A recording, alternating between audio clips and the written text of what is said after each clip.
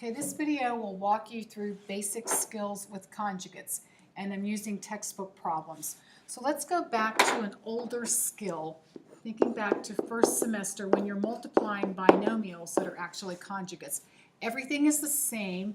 One sign is addition, one operation is addition, the other operation is subtraction. So when you do your binomial multiplication, this is what happens. The terms in the center sum to 0, they're additive inverses, and you're just simply left with x squared minus 9. So this is an old skill from first semester, and multiplying the conjugates with the radicals, it's the same logic, except you have the radical involved. So let's do number 1 first. So first I would have 2 times 2, which is 4, and then I will have 2 times negative radical 3.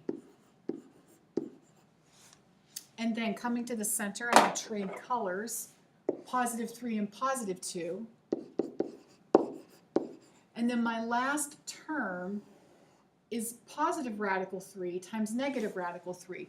Well, the square root of 3 times itself is just simply 3. And the fact that one is positive and one is negative makes that end result negative 3.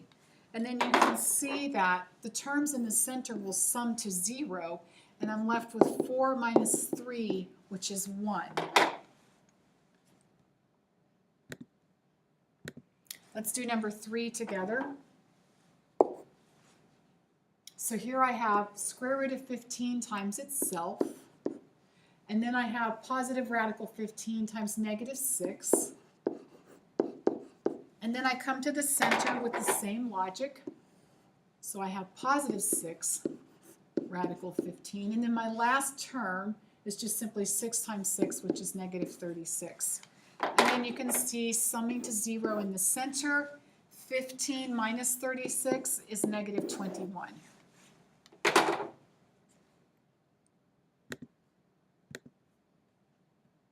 Let's look at number 5. Number 5 just simply has each term inside the binomial is a radical, but it is a conjugate.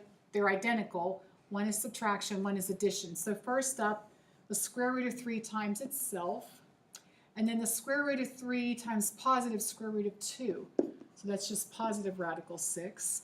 And then coming to the center, well, that's just negative radical 6. And then my last term is positive radical 2 times negative radical 2 times positive radical 2, which just makes that minus 2. So then, as always, the terms in the center will sum to 0, and you're left with 3 minus 2, which is 1. Let's look at number 7. So number 7 is not a conjugate, but let's go back to first semester. Number 7 represents a problem like this, x plus 3 squared. So that implies that you take x plus 3 and you expand it. So binomial multiplying once again, and this expands as your perfect square trinomial from first semester. It's the same logic with multiplication, only now I have the radical involved. So let's do number 7 together. So I have 2 plus radical 7 times 2 plus radical 7. So first up, 2 times 2 is 4. And then I have 2 radical 7. And I'll change colors. So now I come to the inside, plus 2 radical 7. And then I have radical 7 times radical 7. They're both positive. So that's just plus the square root of 7. And now instead of the terms in the center summing to 0, I now have a pair of like terms in the center. So 4 and 7, that would become 11. And then I have 4 radical 7s, and that would be my simplified product from number 7.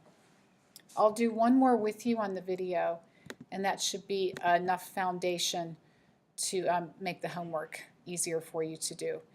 Let's do number 11 together on the video. So it looks a little bit more complicated just because of the radicals, but it's really not. It's the same logic. Just be careful and stay organized. Okay, so that's my expansion. It's the same binomial squared times itself, so this is how I would do that. So starting out, that just gives you 13. And then this gives me minus 2, and then 13 times 5 is 65. And then I have another identical term.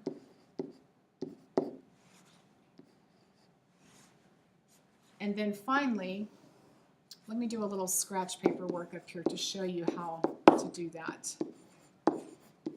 So I'm multiplying the last term times itself. So I have negative 2 times negative 2, which is positive 4. And then the square root of 5 times itself, which is positive 5. So this really actually is just 4 times 5, or 20. But that's how you get there in small increments and small pieces. And now look for combining like terms. So 13 and 20. And then I have like radicands, 65. So I have minus 4 radical 65. 65 has no perfect square factors, so you are complete with that problem.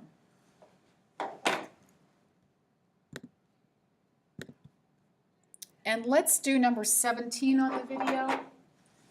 Number 17 is not a binomial times itself, nor is it a conjugate, because the terms are not the same. But I just want to make sure that you're comfortable getting through this. So first I would have 4 radical 3 times 2 radical 3. Well, 4 times 2 is 8, and radical 3 times itself is 3. Then I have 4 times 3, which is 12, radical 3.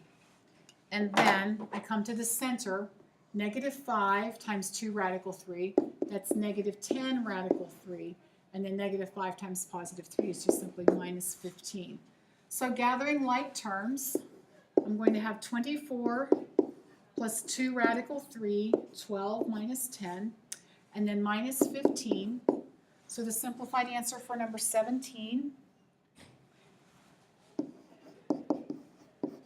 And that should be enough foundation working with conjugates or binomials that have radicals inside them.